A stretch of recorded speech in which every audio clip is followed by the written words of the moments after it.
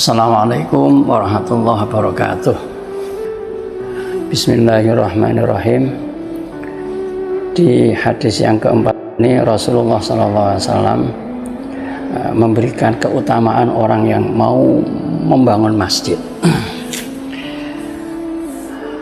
Hadis lengkapnya, An Mahmud bin Labib anna Utsman bin Affan radhiyallahu anhu arada bina al masjidi fakarihan nasu dzalika wa habbu ayyada'ahu ala hayatihi faqala sami'tu Rasulullah sallallahu alaihi wasallam yaqul man bana masjidan lillah banallahu lahu fil jannati mislahu. Dari sahabat Utsman bin Affan bahwa beliau sahabat Utsman bin Affan itu pernah ingin merenovasi masjid tinggalan Rasulullah Sallallahu Alaihi Wasallam.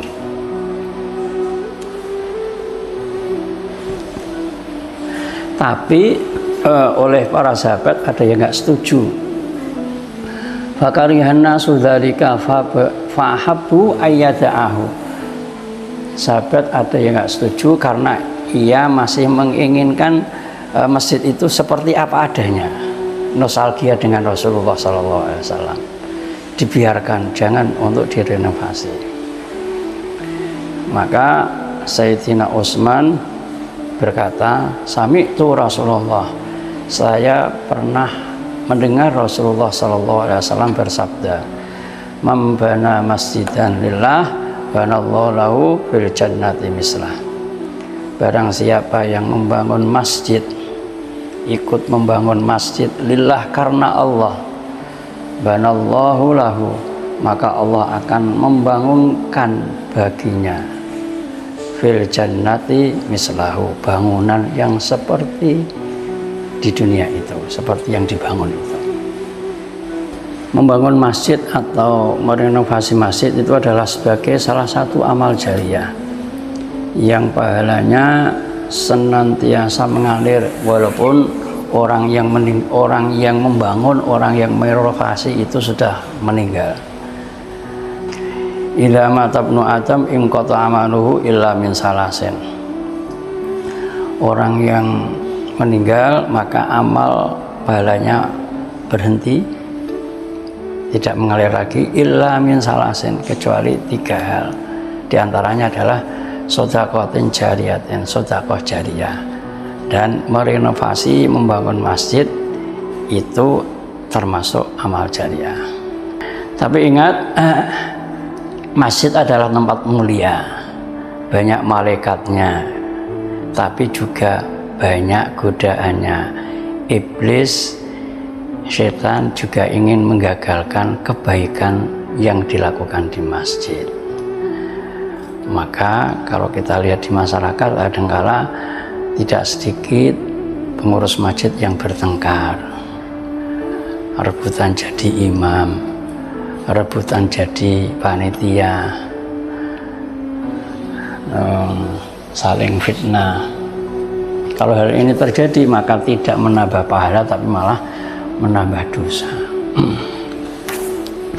Membangun masjid itu bukan hanya membangun fisiknya saja, tapi juga membangun mental jamaahnya, dan itu yang terpenting. Kalau kita melihat fungsi masjid zaman Rasulullah SAW, masjid ini menjadi sentral semuanya. Pada zaman Rasulullah SAW, masjid itu sebagai pusat ibadah jelas, sebagai pusat pendidikan atau madrasah pada zaman itu, sebagai tempat musyawarah. Kalau ada problem-problem di masyarakat diselesaikan di masjid. Tempat markas strategi militer juga dirumuskan di masjid untuk menawan para tawanan, diikat di tiang masjid. Tempat pengobatan ketika setelah perang ada yang luka, maka ditaruh di masjid. tempat kegiatan sosial maupun ekonomi. Banyak para orang-orang dermawan zaman Rasulullah SAW, para sahabat itu menggantungkan kurma, ditaruh di masjid biar bisa dinikmati oleh fuqara wal masakin yang di Masjid Madinah itu. Sehingga fungsinya luar biasa. Ini bukan berarti pada saat ini kita harus menyamakan persis fungsi seperti zaman Rasulullah SAW. Tidak. Tapi bagaimana kita bisa menghadirkan masjid itu, masjid yang keberadaannya itu benar-benar dirindukan oleh masyarakat. Karena kondisi saat ini, kalau kita mau introspeksi otokritik bagi umat Islam, masjid itu hanya sekedar tempat ritual ibadah saja. Kalau dipresentasikan dari sosial ekonominya masih kurang, hanya berapa persen. Misalkan kalau kita tanya data masjid, siapa sih orang-orang yang ke masjid situ, berapa orang, berapa laki-laki, berapa wanita, golongan darahnya apa sih, misalkan. Kenapa harus tahu golongan darah? Satu, ketika kalau ada jamaah masjid yang sakit butuh darah, tidak usah jauh-jauh, tinggal buka buku besar, buku arsip masjid, oh yang darahnya oh ini, tinggal jamaah dipanggil. Ada yang jamaah saya yang sakit butuh golongan darah ini, apakah bersedia? Nggak usah jauh-jauh mencari donor-donor darah yang lain, karena masjid itu punya data komplit tentang jamaahnya.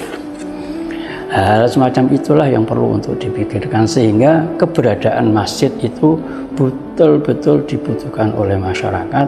Fungsinya bukan hanya sekedar ritual, tapi juga sebagai sosial.